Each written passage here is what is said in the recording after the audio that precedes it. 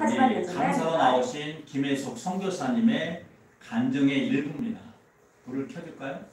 네, 제가 저 영상을 보면서 저분들이 사실은 선교사거든요. 이제 일반 TV니까 그냥 부부라고 표현했는데 김혜숙 선교사입니다. 그래서 저 가정이 아마존에 들어가서 저 어린 영혼들, 또 뭐 어른들, 또 공부방, 또 교회 사역을 하면서 9년째 사역을 하다가 지난주 금요일 날인가 강사로 나와서 말씀을 든 것 같아요.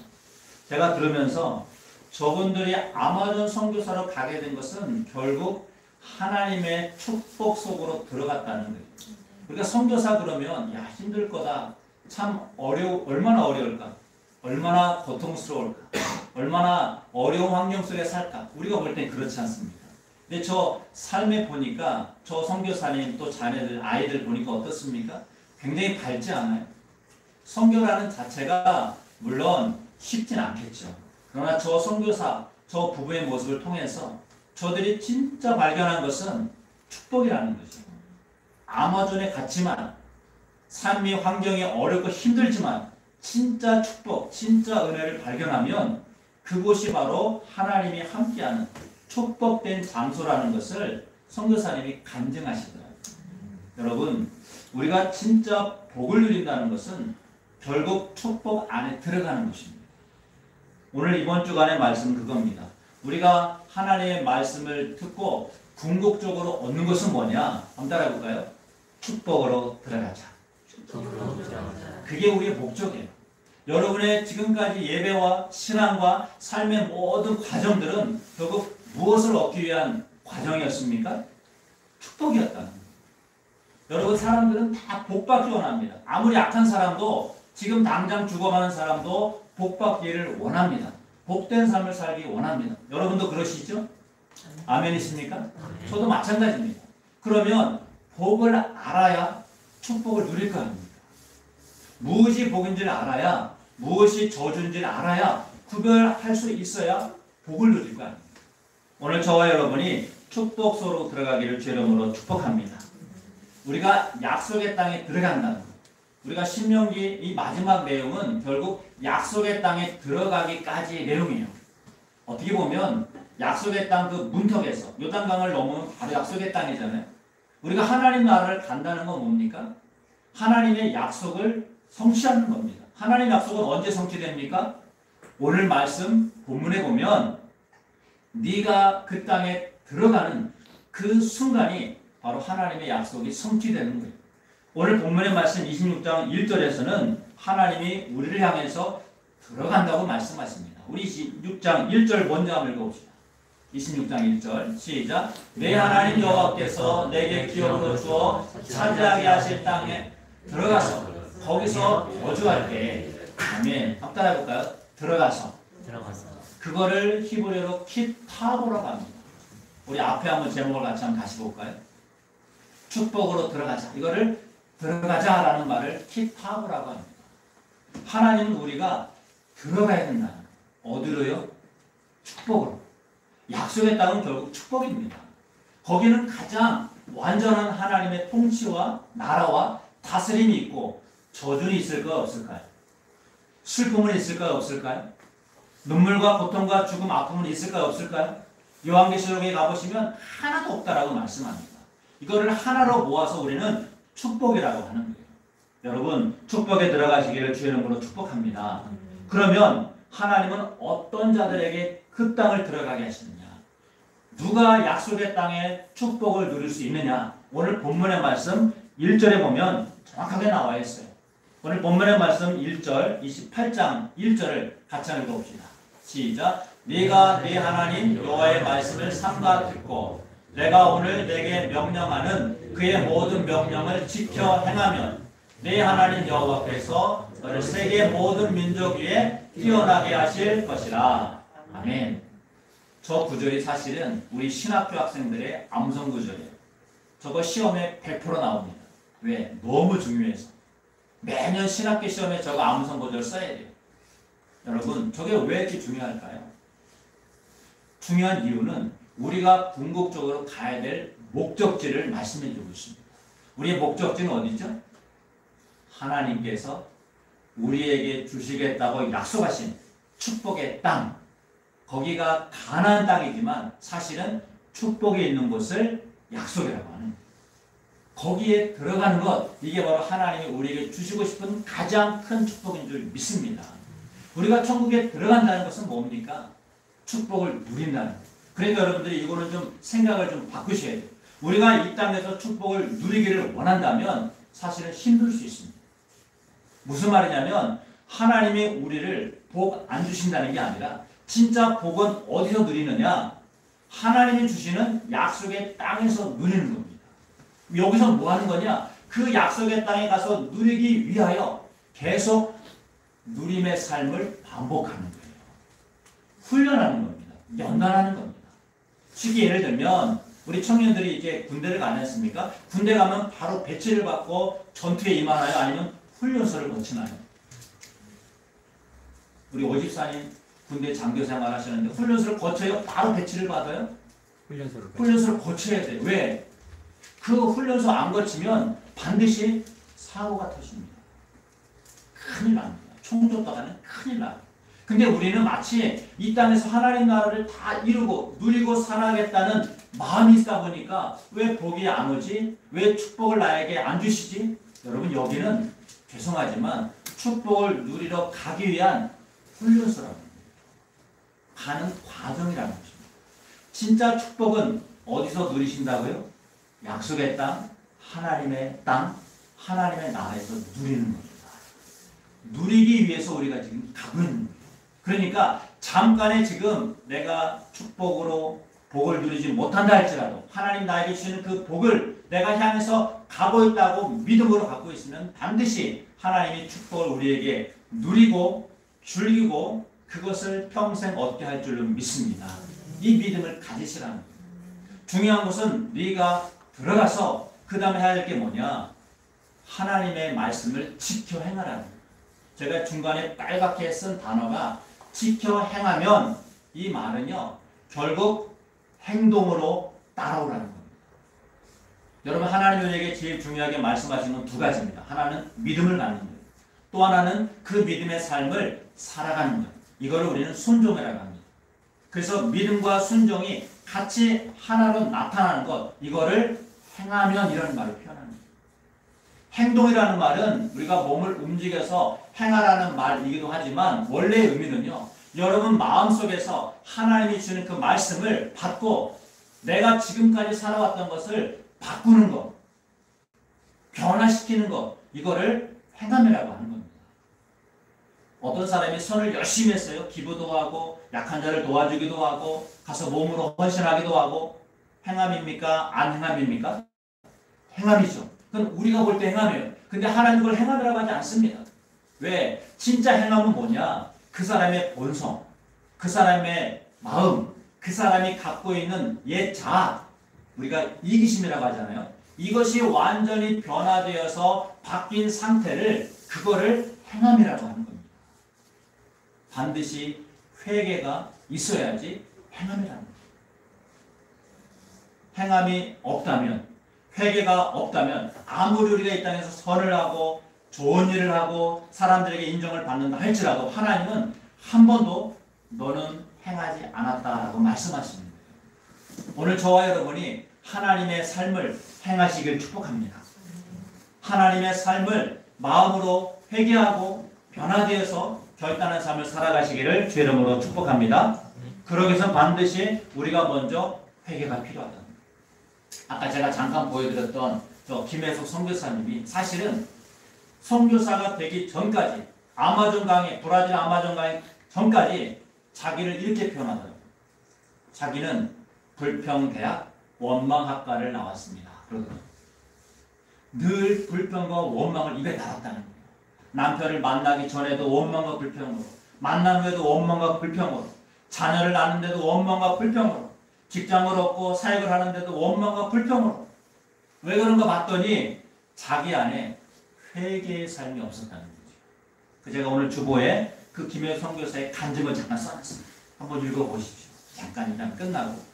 우리가 회개 없는 삶을 산다는 것은 결국 하나님 나라에 들어갈 수 없다는 거예요. 여러분 회개는 한 번 하는 겁니까? 평생 하는 겁니까? 평생. 한 번이에요? 평생이에요? 평생. 평생입니다. 단 한 번만 회개하면 됩니다. 이건 여러분 구원파 이단이에요. 회개는 한번 따라합시다. 날마다 한다. 날마다 한다. 왜? 사도 바울이 날마다 뭐 한다고 그랬습니까? 나는 날마다 죽노라. 뭘 죽인다는 거예요? 내 안에 죄성, 욕망, 이기심, 나의 의, 이거를 날마다 죽이는 것을 회개라고 하는 겁니다. 우리가 오늘도 회개할 수밖에 없어요. 왜? 예배 나오면서 아침에 준비하면서 예배당에 앉아 있으면서 우리 마음속에 하나님이 기뻐하시는 마음이 더 많은가? 아니면 내가 이루지 못해서 내가 마음의 욕망이 안 되어서 원망과 불평이 더 많은가? 어느 게 더 많습니까? 우리가 회개하지 않으면 하나님 나라에 들어갈 수 없을 뿐만 아니라 매일매일 삶을 하나님 앞에 온전히 들을 수 없다는 거예요. 여러분 회개는 부끄러운 게 아닙니다. 회개하지 않는 게 부끄러운 거죠. 하나님 앞에 내가 주님 오늘도 내가 원망과 불평이 있었군요. 오늘도 내가 얘를 보면서 내 아내를 보면서 내 남편을 보면서 자녀를 보면서 마음속에 내 뜻대로 이루어지지 않았다고 내가 분노와 심술과 미움을 보였군요. 여러분 이런 것들은 다 뭐 하라고요? 따라해볼까요? 회개하라. 회개하라는 거예요. 내 마음속에 아직도 내 욕망으로 살고자 하는 그 마음, 내 뜻대로 안 되면 전부 그냥 다 아웃시키는 그 본성 이런 것들을 다 회개할 때 그 땅에 들어가서 하나님의 약속의 말씀대로 지켜 행하며 살아갈 수 있다는 말씀입니다. 어제 간증을 들으면서 그 이승재 목사님 간증을 들으면서 제가 과거의 삶을 떠오르게 좀 하시더라고요. 어제 간증을 못 들으신 분들은 나중에라도 한번 꼭 들어보세요. 굉장히 재밌게 하셔요. 굉장히 웃기게 하셔요. 근데 복음의 핵심이 들어있어요. 그분이요. 자기가 어릴 때 너무 힘들게 어렵게 살아가지고 자기 누나도 뇌성마비 신체 장애래요. 정신지체가 있고 자기보다 6살 많은데 근데 어릴 때부터 뇌성마비 신체 장애라서 이 목사님이 고등학교 다닐 때 학교에서 숙제를 해온 거 그 공책을 노트를 다 뜯어가지고 그 누나가 씹어 먹었다는 거예요. 배고프니까 먹은 것 같아요. 정신이 이제 온전치 않으니까 책을 뜯어 먹은 거죠. 그 동생 이승재 목사님 그걸 보니까 마음속에 화가 날까 안 날까요? 화가 나겠니 안 나겠니? 주원아 숙제를 다 뜯어 먹었는데 화가 나가지고 그냥 엄청 때렸다는 거예요. 처음으로 누나를 한번 때려봤다는 거예요. 아주 그냥 멍이 들만. 그러니까 멍이 들었으니까 엄마한테 들키면 안 되니까 네, 샤워도 시켜주고 이렇게 옷도 입혀주고 티 안 나게 아무도 모르게 폭행을 해놓고 네, 근데 그 누나가 26살 일찍 세상을 떠나는 거예요. 신체가 이제 정신이 온전하지 않으니까. 근데 어느 날 그분이 수련회 가서 교회 수련회 가서 그 목사님의 강의를 듣는데 여러분 우리는 다 죄인입니다. 예쁜 사람은 예쁜 죄인입니다. 공부를 많이 한 박사는 지식의 죄인입니다. 돈을 많이 가진 사람은 소유를 많이 가진 죄인입니다. 우리 모두 다 죄인입니다. 그렇게 죄인이란 말을 들으면서 그때 자기가 누나를 때렸던 폭행했던 장면이 떠올랐다는 거예요. 그러면서 나는 이 모든 걸 숨겼다고 아무도 모르게 감췄다고 했는데 이걸 하나님 앞에 들켜버린 거예요. 그때 자기가 죄인이라는 것을 깨달았다는 것입니다. 그러면서 회개하고 예수님을 영접하고 보니까 내가 얼마나 큰 죄인인지. 사실 그 아버지가 이 목사님도 어릴 때 아들도 때리고 아내도 막 때리고 술 주정뱅이에 또 두 집 살림을 차리고 온갖 악행을 저질렀는데 이 목사님은 어릴 때 그걸 보면서 나는 절대로 저렇게 살아야지 말지. 죄송합니다. 살지 말아야지. 결단했는데 자기도 모르게 누나를 폭행하고 자기 마음속에 아버지가 없었으면 죽이고 싶은 마음이 생기고 이런 것들이 온갖 악이 자기 속에 다 있었다는 거죠. 여러분 우리는 똑같은 뭐다? 죄인일 뿐입니다. 공부를 잘했건 얼굴이 이쁘건 돈이 많건 다 주님 앞에서는 다 죄인인 거예요. 가졌냐 못 가졌냐 배웠냐 못 배웠냐 이 차이일 뿐이지 다 죄인이라는 거예요. 그렇습니다.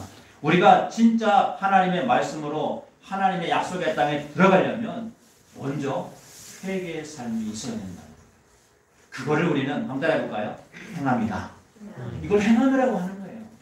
내가 회개해서 하나님 그 향문을 향해서 달려가겠습니다. 이제는 나의 과거로 돌아가지 않겠습니다. 이걸 우리는 지켜 행하면 이런 뜻이에요. 내 의를 드러내서 내가 돈이 많으니까 돈을 기부하고 내가 지식이 많으니까 공부를 못한 사람을 도와주고 내가 힘이 세니까 약한 자에게 힘과 방패가 되어주고 이런 것들이 행함이 아니라 이런 것들이 선행이 아니라 하나님 말씀 앞에서 내가 죄임을 깨닫고 이제는 예수 그리스도가 내가 주인 되어서 그분이 주인 되어서 그분 앞에 인생을 헌신하고 드리겠다고 결심해서 내 삶을 돌이키는 것 이거를 지켜 행하면 이렇게 말씀하는 거예요. 여러분 그렇다면 우리는 지금 지켜 행하고 있습니까? 하나님의 약속의 땅에 들어간다는 것은 지켜 행하는 자에게 들어간다는 거예요. 저기 오늘 1절을 잘 보세요. 네가 네 하나님 여호와의 말씀을 삼가 듣고 우린 계속 듣고 있잖아요. 그렇죠? 중요한 것은 듣는 게 끝나면 안 돼요. 그 다음 절이 뭡니까? 내가 오늘 내게 명령하는 그의 모든 명령을 따라해볼까요? 지켜 행하면 저게 언제 주는 명령이죠? 언제요? 내가 오늘 내게 명령하는 시제가 언제예요? 오늘, 투데이, 지금. 그러니까 지금 하나님 명령을 내가 듣고 지켜 행하지 않으면 들어간다 못 들어간다? 못 들어간다는 거예요. 여러분. 저거 수천 년 전 과거의 이야기가 아니라 오늘 나에게 지금 주시는 말씀인 줄 믿습니다. 그렇게 받는 자들이 약속의 땅에 들어가서 진짜 축복을 누리는 거지. 주님 왜 나에게 복을 안 주십니까? 나에게 왜 이렇게 힘들게 하십니까? 왜 우리 가정과 우리 자녀와 우리 직장과 일터가 내 몸이 늘 힘듭니까? 이렇게 묻는다면 지켜 행했는지를 보라는 거예요. 회개의 삶으로 주님 앞에 자신의 죄임을 인정하고 그 주님의 길을 따라가겠다고 돌이켜서 내 삶을 완전히 주님께 가고 있는지를 먼저 확인해 보라는 거예요. 그렇지 않다면 우리는 아직도 저주 가운데 있는 겁니다. 여러분 축복은 뭡니까? 다시 말씀드립니다. 축복은 하나님의 모든 말씀을 지켜 행하는 것이 축복인 줄 믿습니다. 저주는 뭡니까? 저주는 15절에 나와요. 우리 쭉 내려와서 15절도 같이 한번 읽어봅시다. 시작. 네가 만일 내 하나님 여호와의 말씀을 순종하지 아니하여 내가 오늘 내게 명령하는 그의 모든 명령과 규례를 지켜 행하지 아니하면 이 모든 저주가 내게 임하여 내게 이를 것이니. 아멘. 거기 보면 규례를 명령을 지켜 행하지 아니하면 무슨 말이에요? 행함이 없다는 말. 어떤 행함? 회개의 삶으로 주님께 향해 가는 그 발걸음이 없다면 뭐가 임한다? 이 모든 저주가 임한다. 여러분 우리가 저주란 말은 듣고 싶지 않잖아요. 저주받았네? 저주할 거야? 저주받을 거야? 얼마나 이게 듣기 어려운 말입니까? 근데 여러분 저주가 무슨 뜻입니까? 저기서 말하는 저주는요 행함이 없는 걸 저주라고 하는 거예요. 그럼 우리는 지금까지 축복으로 살아온 게 아니라 행함이 없었다면 회개와 변화의 삶이 없었다면 우리는 지금까지 어떤 삶을 살아온 거죠? 저주받은 삶을 살아왔다는 겁니다. 성경은 그렇게 표현하고 있어요. 저주가 뭐냐? 저주를 히브리어로 칼날이라고 합니다. 칼날. 칼날은 내 소망, 내 욕망대로 되지 않는 것을 저주라고 합니다. 그럼 생각해 보세요. 여러분. 내가 기도한 대로 다 응답받고 내가 원하는 대로 내가 계획한 대로 다 이루어졌다면 그게 뭡니까? 그게 저주라는 거예요. 왜 그런지 아십니까? 내 뜻대로 다 이루어지면 하나님의 말씀대로 사는 겁니까? 안 사는 겁니까? 안 살게 돼요. 사람은 자기 욕망을 위해 살게 돼요. 본능적으로. 내가 먼저 살아야 남도 살아야지. 이게 본능이에요. 내가 죽고 남을 살려야지. 이건 의입니다. 그래서 하나님은 네가 먼저 죽어야 다른 사람을 살릴 수 있다. 이게 성경이에요. 이게 하나님 명령이에요. 근데 우리는 주님 내가 먼저 살아야 되지 않겠습니까? 내가 먼저 의로워야 되지 않겠습니까? 내가 먼저 건강하고 내가 먼저 가지고 소유하고 얻고 누려야 되지 않겠습니까? 우리 이렇게 생각한다는 거예요. 그렇지 않다. 네가 먼저 죽어야 너의 욕망과 이기심과 자아가 죽어야. 성경은 계속 대대로 누구와 하나님이 싸우시겠다고 말씀하셨죠? 아말렉. 아말렉이 뭐라고 했습니까? 우리 안에 있는 이기심이라고 그러잖아요. 나를 위해 사는 걸 이기심이라고 하는 거예요. 본능으로 사는 것을 그거를 아말렉이고 이기심이라고 하는 겁니다. 이것과 하나님은 대대로 싸우시겠다 이 말씀을 하시는 거예요. 여러분 그렇다면 우리는 저주는 결국 이기심이구나. 나를 위해 사는 것이 이기심이구나. 그러니까 하나님이 여러분이 기도한 대로 다 응답받고 내가 계획한 대로 다 이루어진다면 죄송하지만 그건 저주의 삶을 산다는 겁니다. 오히려 기도가 잘 안 되고 응답이 안 되고 내 뜻대로 안 된다고 원망하고 불평한다면 여러분 그거는 하나님의 뜻을 우리가 잘못 알고 있다. 내 뜻대로 안 되는 것이 축복일 때가 많습니다. 내 소망과 원대로 안 되는 것이 하나님의 응답일 때가 있다는 거예요. 저는 여러분이 이런 응답 받으시기를 주의 이름으로 축복합니다. 그럼 도대체 저주란 뭐냐? 하나님의 말씀을 지켜행하지 않는 게 저주라고 했는데 내 뜻대로 이루어지지 않는 것이 저주라고 했는데 그럼 그 저주의 실체가 뭐냐? 저주는 다시 내가 옛날의 나로 돌아가는 거예요. 애굽으로 돌아가는 걸 저주라고 하는 거예요. 자, 우리는 어디에서 나왔죠? 이스라엘 민족이 어디서 나왔습니까? 애굽. 애굽은 뭐죠? 자기의 욕망과 이기심과 자기의 뜻대로 사는 것이 애굽이라고 했어요. 거기서 데리고 나오셨어요. 그 약속의 땅까지 하나님이 광야를 지나서 데리고 오셨습니다. 그리고 마침내 약속의 땅에 들어가게 하시는 거예요. 그렇다면 저주는 뭡니까? 다시 어디로 돌아가는 거예요? 애굽으로 돌아가는 걸 저주라고 합니다. 이때로 살아봐. 네 마음대로 해봐. 이걸 저주라고 합니다. 그래서 신명기에서는요. 여러분 무려 98가지 28장에서만 98가지 저주가 나와요. 많아요, 적어요.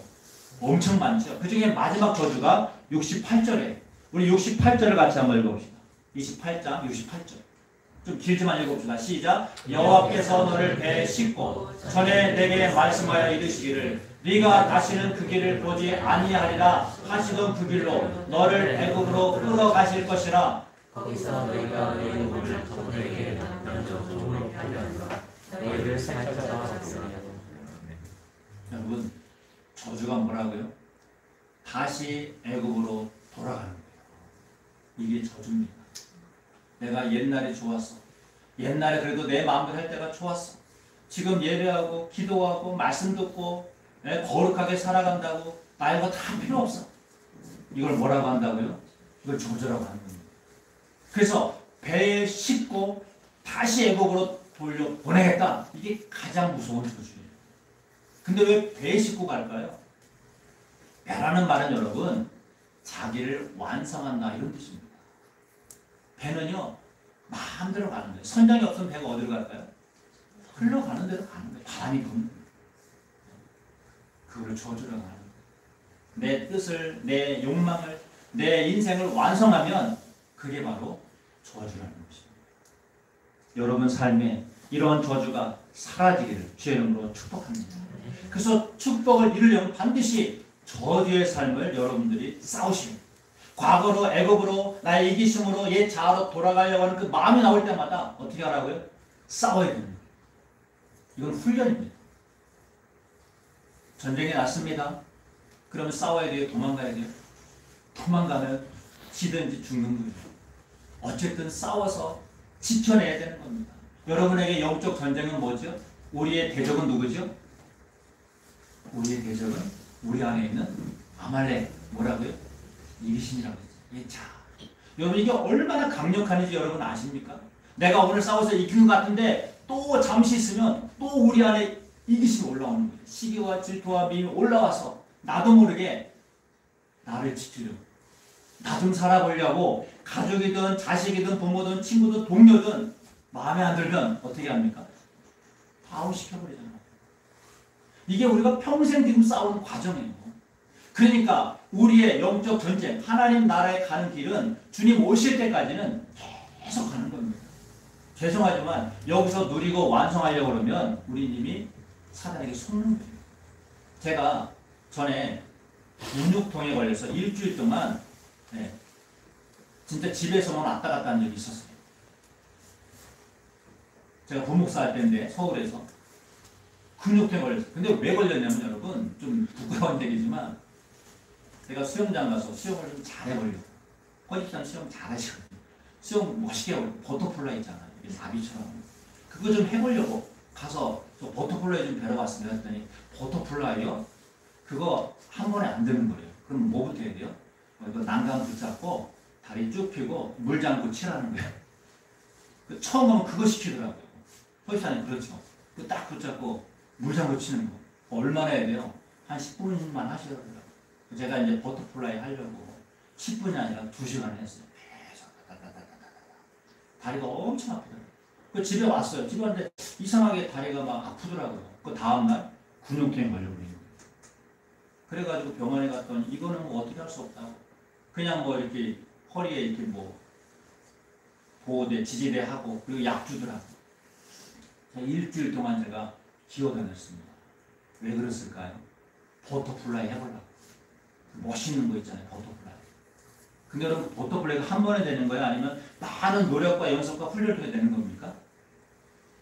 이게 어떻게 물장구 치는 사람이 한 번에 버터플라이 하겠습니까? 여러분 신앙도 마찬가지예요. 하나님께서 정말 우리의 삶을 완성시키고 우리가 그 약속의 축복을 누리려면 반드시 무엇을 거쳐라고요? 훈련의 삶이 필요하다. 지금 너는 여기서 누리면 안 되고 완성을 여기서 보면 안 되고 지금 우리가 하나님 나라 안에서 가는 여정이라는 거, 과정이라는 거. 그러므로 우리는 계속 연습을 해야 되는 거예요. 이번에 일본 올림픽에서 안산이라는 사람이 금메달 3개, 양궁에서 3개를 땄습니다. 우리나라 최초 3개라고 하더라고요. 그러면 3개를 따는데 그 사람이 활 관역에 정확하게 맞추기 위해서 몇 번의 활을 쐈을까요? 한번 생각해 보세요. 한 하루에 10개 정도 쐈을까요? 한 100개 정도 쐈을까요? 그 정확한 10점을 맞추기 위해서 얼마나 많은 활을 쐈을까요? 생각해 보십시오. 선수촌에서 4년 내내 매일 뭐 했을까요? 활 잡고 활쉬를 늘려서 관역에 맞추는 거, 아침 먹고 점심 먹고 저녁 먹고 매 그거 하지 않겠습니까? 4년 동안. 그래서 10점 만점을 맞추는 거 아니겠습니까? 3관왕을 얻은 것은 한 번의 관역을 맞춘 게 아니라 매일매일 훈련하는 연속의 삶을 통해서 10점 만점을 얻게 되는 것과 마찬가지로 우리가 하나님 나라의 약속과 축복은 지금 여러분이 하는 훈련의 양에 따라서 이루어진다는 거예요. 예배하고 기도하고 말씀을 보고 우리가 주님과 교제하고 끝까지 내 안에 있는 이기심과 이 아말렉을 싸워 이기는 이 하루하루가 하나님의 축복을 누리는 비결임을 믿습니다. 이걸 여러분이 깨달으셔야 된다는 거예요. 우리는 들어가는 겁니다. 아직 들어오지 않은 거예요. 하나님 나라에 들어가지 않았습니다. 우리 하나님 앞에서 가는 겁니다. 저와 여러분이 함께 가시기를 주의 이름으로 축복합니다. 그래서 저주라는 것은 이기심에서 다시 돌아가는 거예요. 내가 이기심으로 돌아가는 걸 저주라는 거예요. 그럼 축복은 뭡니까? 다시 애굽에서 나와서 이기심과 옛 자아 나에 의해서 나와서 하나님의 약속의 땅으로 다시 가겠습니다. 결단하는 삶, 이거를 축복이라고 하는 것입니다. 사랑하는 성도 여러분, 여러분의 삶이 축복을 누리는 삶이 되시기를 다시 한번 주의 이름으로 축복합니다. 그래서 우리 28장 6절 같이 한번 읽어봅시다. 시작. 네가 들어와도 복을 받고 나가도 복을 받을 것이니라. 아멘. 저 말은 여러분이 들어온다. 티타브라는 말이에요. 하나님의 말씀에 순종하며 내가 한번 회개의 삶을 통하여 주님께 들어가 보겠습니다. 이 말을 하는 자들에게 복이 있다는 거예요. 나와도 복을 받고 나온다는 게 뭐죠? 애굽에서 이기심과 자아에서 나오겠습니다. 그런 사람에게 뭐가 있다? 복이 있다는 거예요. 지금 우리 이걸 계속 반복하는 거예요. 나의 애굽, 나의 자아, 이기심에서 나오는 삶. 그리고 계속 나와서 멈추는 게 아니라 하나님의 복을 받기 위해서 약속의 땅으로 계속 들어가는 삶. 나오고 들어가고, 들어가고 나오고. 이게 우리의 신앙에 연속되는 삶이 복이라는 것입니다. 사랑하는 성도 여러분, 하나님의 나라는 여러분의 믿음과 여러분의 삶과 훈련을 통해서 얻게 되는 겁니다. 말씀과 동행하는 자에게 주는 축복은 결국 형통함이에요. 축복을 다른 말로 형통함이라고 할 수 있습니다. 우리 29장 9절이 마지막 히태제의 말씀의 끝절인데 한번 읽어보시죠. 시작. 그런즉 너희는 이 언약의 말씀을 지켜야 하나 그러면 너희가 하는 모든 일이 형통하리라. 아멘. 뭘 지키라고요? 언약의 말씀. 지금 여러분이 들어왔던 매 주일의 말씀, 새벽에 제가 올려드린 매주 그 말씀은 결국 여러분들이 지켜 행해야 됩니다. 여기 똑같잖아요. 지켜 행하라. 아싸라는 말입니다. 아싸. 아싸. 아싸 행하라 이거예요. 뭘 행하라고요? 회개의 삶을 통하여 주님을 향하여 가는 것. 이게 바로 회개라는 거예요. 이게 바로 아싸. 제가 형통하라는 말을 듣고 깜짝 놀랐어요. 형통은 여러분, 우리가 물질적, 또 영적, 또 우리의 어떤 내면이라는 말이에요. 여러분, 예수님이 이 땅에 오셔서 십자가에 죽으신 이유가 뭡니까? 인자가 온 것은 섬김을 받으려 함이 아니라 도리어 섬기려 하고 자기 목숨을 많은 사람의 대속물로 주려 함이니라. 목적이 뭐예요? 왜 대속물로? 왜 섬기십니까? 모든 사람을, 모든 인류를 뭐 하려고? 다 품으려고 하는 거예요. 이거를 형통이란 말입니다. 여러분, 형통하다는 건요, 여러분이 내 부모도, 내 여자도, 내 자녀도, 내 동료도 나가서 내가 전혀 모르는 사람들까지 다 품을 수 있는 것, 끌어안을 수 있는 것, 이게 형통입니다. 이게 진짜 큰 복이에요. 그래서 저 사람한테만 가면 모든 힘이 되고 위로가 되고 은혜가 되고 뭔가 내가 위로받을 수 있어. 그런 사람을 형통한 자라고 부르는 겁니다. 여러분의 주변에 사람이 많습니까? 형통한 자예요. 여러분 주변에 사람이 없습니까? 아직도 내 안에 형통함이 부족하다는 거예요. 사람을 끈다는 것은 수용할 수 있어요.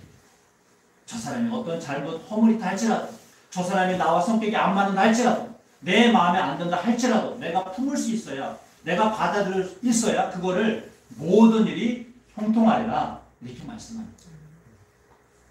인류 역사상 가장 위대한 형통한 자는 누구시겠습니까? 예수님. 왜? 모든 일을 다 품어가시죠. 심지어 자기를 배신하는 그 가룟 유다까지. 그렇잖아요. 자기를 창으로 찔렀던 그 로마 군병까지 저들의 죄를 다 사하여 주십시오. 얼마나 위대하신 말씀입니까? 다 품잖아요. 저는 여러분들이 이런 형통의 복을 누리시기를 주의 이름으로 축복합니다. 우리 결심해 볼까요? 하나님, 내 안에 아직도 이기시